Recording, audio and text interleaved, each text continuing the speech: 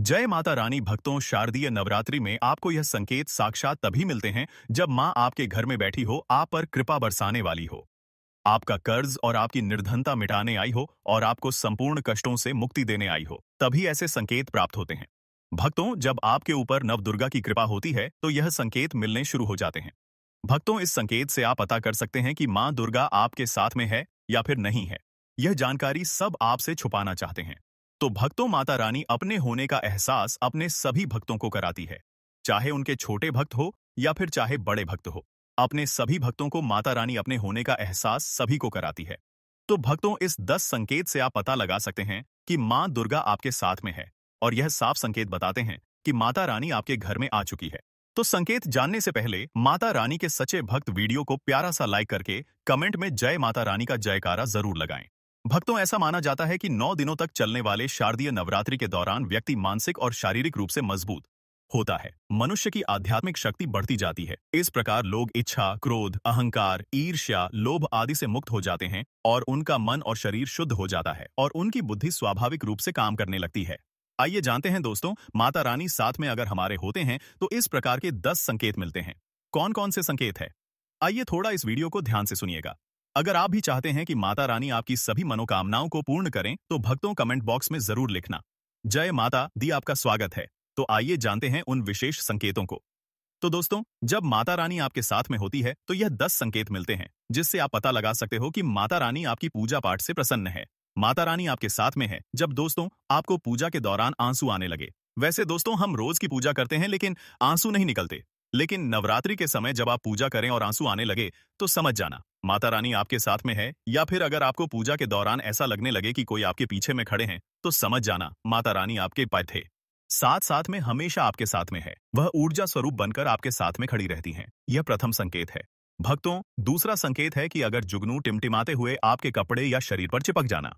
दोस्तों, अगर जुगनू टिमटिमाते हुए आपके कपड़े या फिर शरीर में चिपक जाए तो समझ जाना माता रानी आपके साथ में है। क्योंकि दोस्तों, जुगनू को जोगिन कहा जाता है और यह माता रानी की परम सेविका है। जहां पर माता रानी की शक्तियां होती हैं वहां पर जाकर के स्वतः ही चिपक जाते हैं। तो आपके साथ में माता रानी रहेंगे तो आपके शरीर में स्वतः ऊर्जा शक्ति जागृत हो जाएंगे, तो यह आकर के जबरदस्ती चिपकने लगते हैं। भक्तों, तीसरा संकेत है कि रात में अचानक से झटके के साथ आपकी नींद खुल जाए तो समझ जाना माता रानी आपके साथ में और माता रानी आपको जगाना चाहती है और माता रानी आपको कुछ संकेत देना चाहती है। इसके बाद चौथा संकेत है कि आपके आसपास में अगर इत्र है, लोबान है, धूप है, चमेली है या फिर अन्य पुष्प जो कि आपके घरों के आसपास में नहीं पाए जाते हैं लेकिन फिर भी आपको उसकी सुगंध आ रही है, तो समझ जाना चाहिए कि माता आपके साथ ही मौजूद है।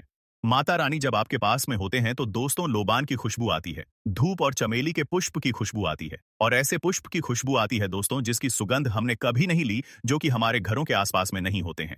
तो इस संकेत से भी आप पता कर सकते हैं कि माता रानी आपके साथ में ही है। अब पांचवा संकेत जानते हैं दोस्तों।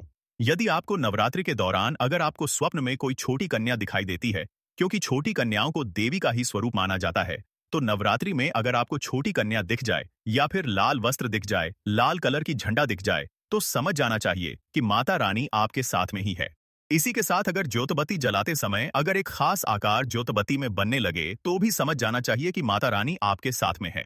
दोस्तों, माता रानी नवरात्रि में यह संकेत अवश्य ही अपने सब भक्तों को दिखाती है। ये तो अभी आपने जान लिया कि माता साथ है तो ये संकेत मिलते हैं, लेकिन अभी हम यह जानेंगे कि तब कौन से संकेत मिलते हैं जब माता रानी हमारे घर में विराजमान हो चुकी है। तब कैसे पहचानेंगे कि माता रानी हमारे घर में प्रवेश कर चुके हैं। तो दोस्तों, इस बारे में भी आपको मैं विस्तार से बताऊंगा और आप इन संकेतों से पता लगा सकते हैं कि माता रानी आपके घर में आ चुकी है। और फिर माता रानी आपके घर में आ जाए तो जल्द ही आपके दोस्तों जो दुख है वह कट जाते हैं और आपके दिन दुगनी रात चौगुनी तरक्की होती है, आपको मनोवांछित फल मिलता है। अधिकतर लोग जब माता रानी उनके घर में आती हैं, प्रवेश करती है, तो उन्हें पता नहीं होता कि माता रानी कब घर में प्रवेश कर गए और कब घर से चले गए। भक्तों, इन लक्षणों से आप पता कर सकते हैं कि माता रानी आपके घर में आ चुकी है। फिर दोस्तों, आपको क्या ऐसा करना है कि आपकी कोई भी मनोकामना तुरंत पूरी हो जाए, वह भी दोस्तों आज हम इस वीडियो में बताएंगे। अगर आप वह कार्य करते हो तो इससे फिर तत्काल मनोकामना पूर्ण होने लगती है। माँ दुर्गा चैतन्य होती, इसलिए इन दिनों में की गई सच्ची भक्ति का परिणाम माता दुर्गा हमें तुरंत दिखा देती है और इस यहाँ बात सरिस्ता के है। समय गलत कर्म करने से चैतन्य होने के कारण माता रानी अगर हम बुरा काम करें तो बुरा परिणाम भी तत्काल दिखाती और दंडित भी करती है। दोस्तों, नवरात्रि के पूरे 9 दिन हमें पूर्ण रूप से सात्विक विचार से रहना चाहिए। हमें 9 दिनों तक कपट, छल और द्वेष आदि का परित्याग कर देना चाहिए। माँ दुर्गा जिस घर में आती है, उस घर को तीर्थों से भी ज्यादा पवित्र एवं शुद्ध कर देती है। वहां रहने वाले सभी लोग की बुद्धि भक्तिमय हो जाता है और घर एकदम शांत रहता है। आप भी अपने घर में चेक करना। ये अगर 10 में से कोई भी एक संकेत आपको मिलने लगे तो समझ जाना माता रानी आपके घर में आ चुकी है। तो आइए जानते हैं कुछ संकेतों के बारे में। संकेत बताने से पहले अभी तक आपने हमारे वीडियो को लाइक नहीं की तो वीडियो को लाइक कर चैनल को सब्सक्राइब जरूर कर लेना दोस्तों। कई बार माता रानी हमारे घर में ही प्रवेश करते हैं, विराजमान हो जाती है, लेकिन हम अपनी ही मूर्खता के कारण इसे पहचान नहीं पाते और माता रानी के लिए कुछ नहीं कर पाते। जबकि जब भी माता रानी प्रवेश करें तो आप अपनी मनोकामना शीघ्र पूरी करवा सकते हैं। तो भक्तों, आज इन संकेतों को जान लेते हैं कि माता रानी हमारे घर में प्रवेश कर चुके हैं। इन संकेतों को समझ लेते हैं। यह सब के बारे में विस्तार से बताऊंगा कि कौन कौन से फल फिर प्राप्त होते हैं। अगर आप माता रानी के सच्चे भक्त हैं तो वीडियो को ध्यान से सुनिएगा। अगर बार बार आपके घर में गौ माता का आना, जिस घर में माँ दुर्गा रहती, उस घर में उनकी बहन कामधेनु उनकी सेवा के लिए, उनकी दर्शन के लिए बार बार घर के द्वार पर बिल्कुल ही आती है और यह घर के इर्द गिर्द घूमती रहती है, वहां से 9 दिनों तक नहीं भागती, तो समझ जाना कि माता रानी आपके घर में आ चुकी है। भक्तों, दूसरा संकेत मधुमक्खी का घर में आना। देखिए, मधुमक्खी को माँ दुर्गा की ब्राह्मणी स्वरूप कहे गए हैं। जिस घर में नवरात्रि में मधुमक्खी आती है तो समझ जाना उस घर में माता रानी आ चुकी है, क्योंकि जो मधुमक्खी है यह माँ दुर्गा के ही स्वरूप कहे गए हैं और यह अपने पूर्ण स्वरूप के दर्शन के लिए अर्थात नव दुर्गा के दर्शन के लिए सेविका बनकर के आती है। तो समझ जाना आपके घर में माँ दुर्गा आ चुकी है। तीसरा संकेत है कि ज्योति का तीव्र रूप में जलना। जी हाँ दोस्तों, अगर आपने अपने घर में माता रानी की प्रसन्नता के लिए भक्ति प्राप्त करने के लिए ज्योति स्थापित करके रखे हैं और अगर ज्योति की लौ तीव्र गति से चल रही है तो समझ जाना ज्योति के समक्ष स्वयं माता रानी खड़ी है और आपको भी अंतरात्मा से माता रानी के होने का एहसास होगा। तो इस संकेत से भी पता कर सकते हैं कि माता रानी आपके घर में आ चुकी है, क्योंकि दोस्तों जब भी ज्योति की लौ प्रचंड रूप से जलने लगे तो वह इसीलिए जलती थी है क्योंकि दोस्तों माता रानी और उनकी ऊर्जा से ज्योति लौ बढ़ जाती है। और भक्तों, अगर नवरात्रि में दीपक की बत्ती में फूल का बनना, अगर आपकी दीपक की बत्ती में अचानक से फूल बनने लगे तो समझ जाना नव दुर्गा माता आपके ऊपर बहुत प्रसन्न है, आपके ऊपर महत्वपूर्ण रूप से कृपा बरसा रही है और माता रानी आपके घर में आ चुकी है। अब आपके सभी दुख कष्टों को दूर करके माता इस लोक से फिर जाएगी, अर्थात आपके घर से जाएगी। पांचवा संकेत बताते हैं कि बार बार घर में अगर काली चींटियां निकलने लगे, अगर काली चींटियां समूहबद्ध निकल रहे हैं और रास्ता काट रहे हैं तो समझ जाना माता रानी आ चुकी हैं, आपके घर में प्रवेश कर चुकी हैं। माता रानी दोस्तों, छठवां संकेत, अचानक घर में मनमोहक सुगंध आने लगे। यदि आपको अपने घर में नवरात्रि के समय, पूजा के समय, माँ दुर्गा की पूजा पाठ के समय अचानक से इत्र जैसा कोई सुगंध आने लगे, तीव्र सुगंध आने लगे, तो समझ जाना माता रानी आपके घर में प्रवेश कर चुके हैं। और नवरात्रि में यदि आपके पूजा स्थान पर ठंडी हवा चलने लगे तो समझ जाना माता रानी आ चुकी है और अपना होने का एहसास आपको करा रही है। तो इस संकेत से भी पता कर सकते हैं कि माता रानी आपके घर में आ चुकी है। भक्तों, सातवां संकेत, यदि नवरात्रि में किसी भी दिन फटे कपड़े पहने अगर कोई याचक आ जाए तो समझ जाना माता रानी आपके द्वार पर याचक बनकर के आ चुकी है। नवरात्रि में कोई भी याचक आए तो खाली हाथ मत जाने देना, क्योंकि स्वयं माता रानी परीक्षा लेने के लिए हमारे घर में याचक बनकर के आ जाती है। तो दोस्तों, नवरात्रि पर इस बात का विशेषकर आप ध्यान रखें कि अगर कोई भी याचक मांगने के लिए या कोई भी कन्या आपके घर पर मांगने के लिए आती है तो उसे खाली हाथ मत जाने देना।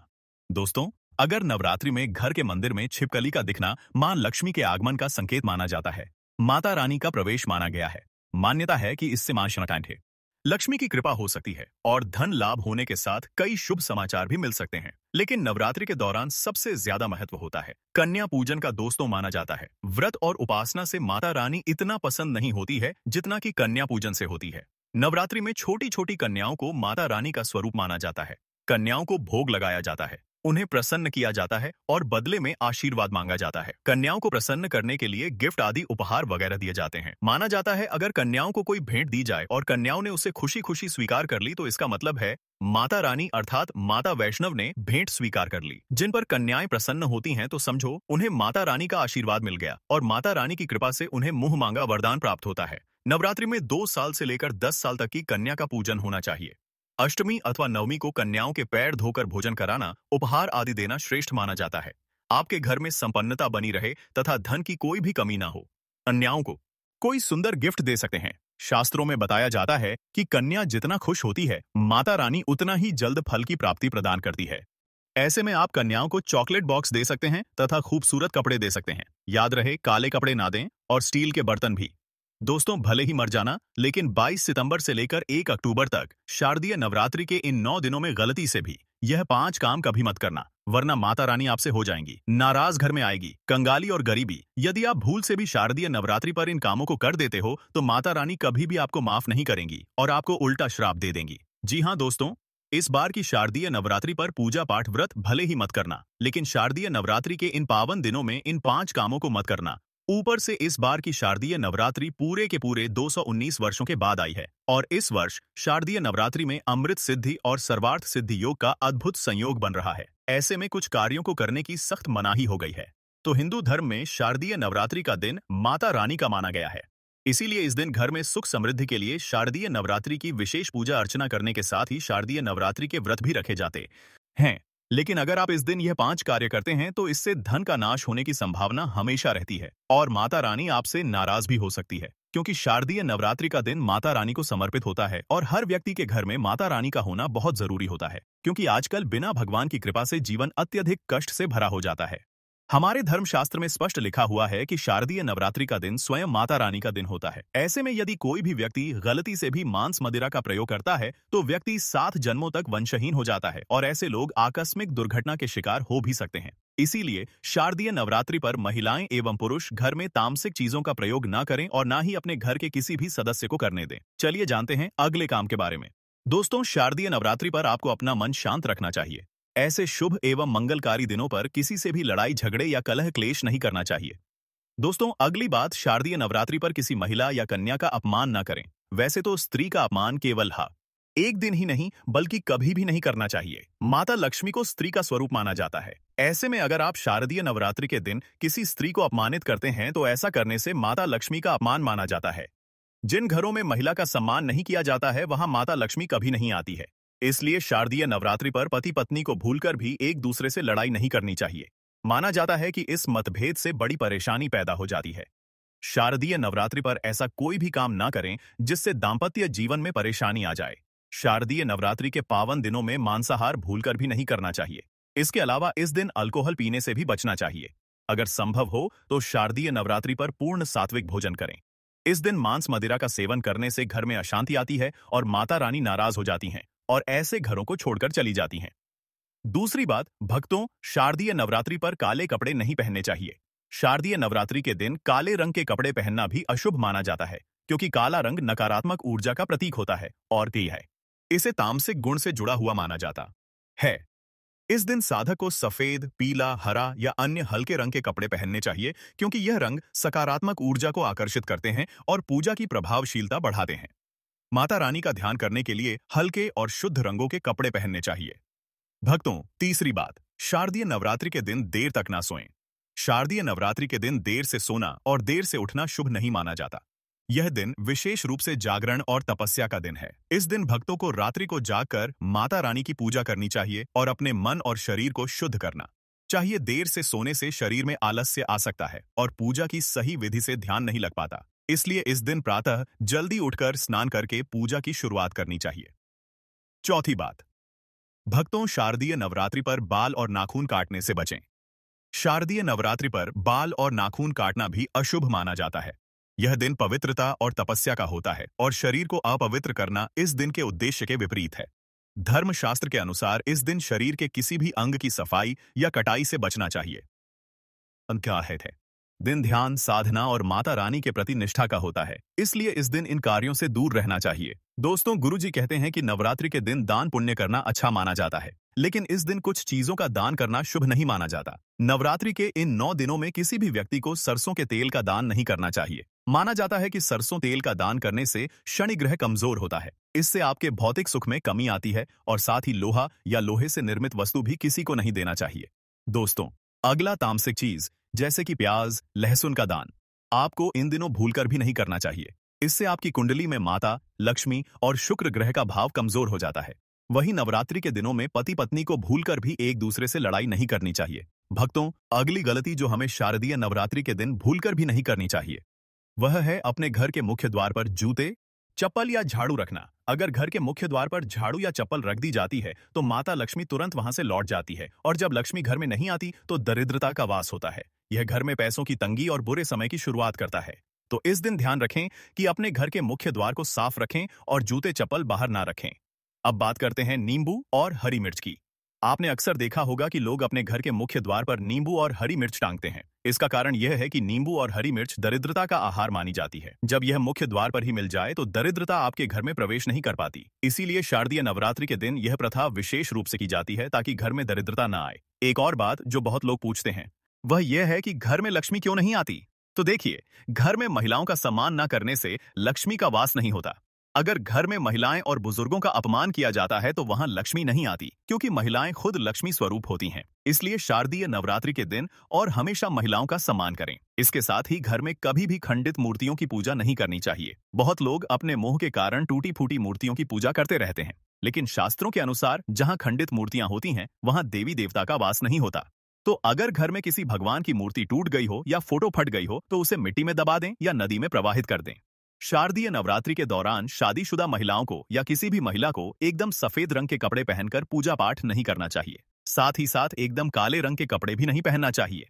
इससे पूजा व्रत आदि खंडित हो जाती है, क्योंकि रंग को शोक का प्रतीक माना गया है। भक्तों, माता की चौकी जब आप लगाएं तो उसके नीचे कागज नहीं लगाना चाहिए।